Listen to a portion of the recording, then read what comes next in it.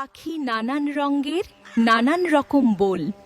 চিনবে তুমি, দেখো যদি দিয়ে তোমার মন। সোনামণিরা, আমি কাক।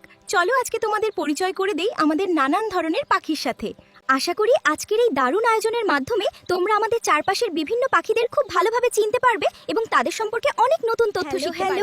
আমি চড়ুই ছোট্ট পাখি, লাফাই সারাক্ষণ, তোমার আমার মিলবে ভালো, ছুটবো সারাক্ষণ। আরে যা যা চড়ুই পাখি, আমি কোকিল মিষ্টি সুরে ডাকি, কুহু কুহু মিষ্টি সুর মন ভরিয়ে রাখি। আমি পাখি ময়না, আমার মতো কথা বলতে আর তো কেউ পারে না।